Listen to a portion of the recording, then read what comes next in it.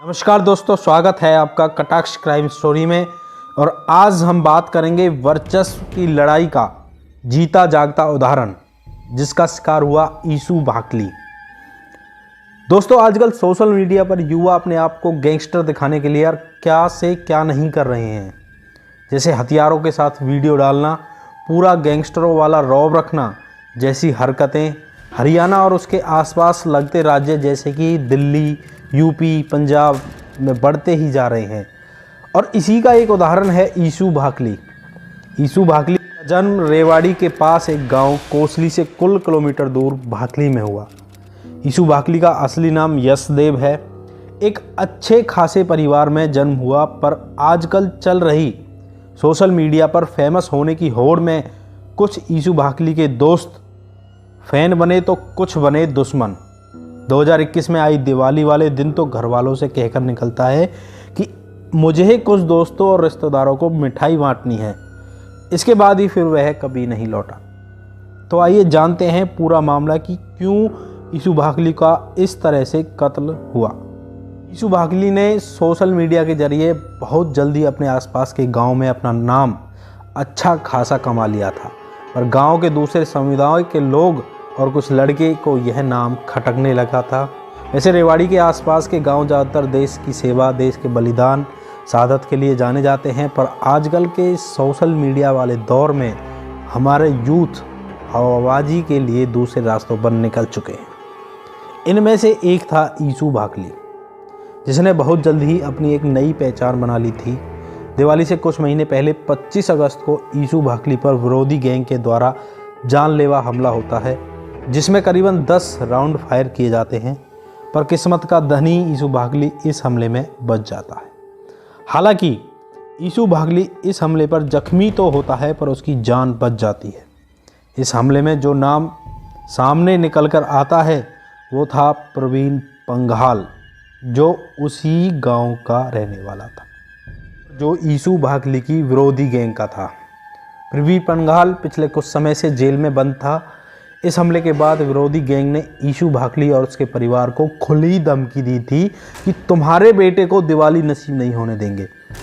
इसके बाद ईशू भाकली के परिवार वाले घबरा जाते हैं, क्योंकि वो जानते थे कि वो गैंग ऐसा जानलेवा हमला करा सकती है जिसमें ईशू भाकली की जान बाल बाल बची थी, तो वो कुछ भी करा सकती है।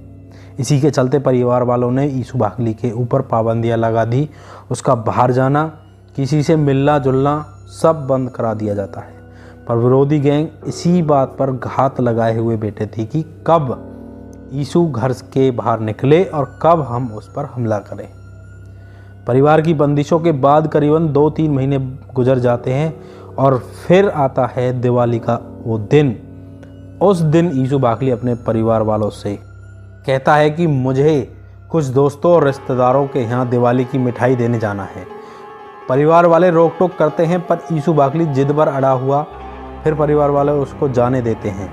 इसके बाद ईशू भाकली अपने दोस्त अक्षय और बादशाह के साथ गाड़ी लेकर बाजार की ओर निकलता है। बाजार जाते दौरान कोसली के रेलवे स्टेशन के पास ईशू भाकली की गाड़ी रुकती है और इसके बाद 3 नकाबपोश आते हैं। वो गाड़ी में बैठे ईशू और अक्षय पर ताबड़तोड़ गोली चलाने लगते हैं। इस ताबड़तोड़ हमले में 2 गोली ईशू को लगी और 1 गोली अक्षय को लगी, और जब इनके पास की हॉस्पिटल में इन्हें ले जाया गया तो दोनों को मृत करार कर दिया गया। इस हमले के बाद पुलिस ने सीसीटीवी फुटेज में खंगाली और आसपास के चश्मदीदों का कहना है कि जब उन्होंने गोलियां चलने की आवाज़ सुनी तो उन्होंने देखा कि 3 लोग जिन्होंने मास्क पहने हुए थे आगे पीछे से गाड़ी पर गोलियां चला रहे थे। इसके बाद जब पुलिस पड़ताल करती है, पहले से ही जेल में बंद प्रवीण पंघाल पुलिस पूछताछ करती है तो 3 शूटर्स के नाम सामने निकल के आते हैं। जो नाम है अर्जुन, जो कि राजस्थान का रहने वाला है, दूसरा है प्रवीण और तुर्री, तीसरा नाम है सचिन। इन तीनों में से 2 को पकड़ लिया गया और सचिन अभी भी फरार है। इस वारदात से पहले जब ईशू और अक्षय के बाजार में खड़े थे तो हिमांशु नाम के लड़के ने इन्हीं ने रे की थी। इसके बाद पुलिस ने हिमांशु को भी गिरफ्तार कर लिया था। पूछताछ के पुलिस में बताया कि ये 3 बदमाश स्कॉर्पियो गाड़ी ले आए थे और वारदात वाली जगह पर कुछ दूर पहले उन्होंने अपनी खड़ी करी। इसके बाद पैदल पैदल वहाँ पर पहुँचे जहाँ पर ईशू भागले और अक्षय गाड़ी में बैठे थे और इस वारदात को अंजाम दिया। इस केस में पुलिस और 3 पिस्तौल और साथ में 7 मैगजीन और 20 जिंदा कारतूस बरामद किए गए और वह स्कॉर्पियो गाड़ी भी बरामद करी। इसमें बैठकर इन्होंने वारदात को अंजाम दिया था। दोस्तों, हम युवाओं से अपील करते हैं, आजकल सोशल मीडिया के दौर में अपने आप को फेमस करने के लिए गलत राह का बिल्कुल भी इस्तेमाल ना करें। जब आपको फेमस होना ही है तो क्यों ना अच्छे कामों से, जिससे कि आपके माँ बाप कद बढ़े और समाज में उनको एक नई पहचान मिले। ये जुर्म के रास्ते केवल सोशल मीडिया और फिल्मों में ही अच्छे लगते हैं। दोस्तों, ज़रा सोचना क्या गुजरती होगी उन माँ बापों पर जिनके बच्चे ऐसी राहों पर होते हैं। तो दोस्तों, अपना और अपने परिवार का ख्याल रखिए। मिलते हैं आपसे अगली कहानी में। जय हिंद, जय भारत।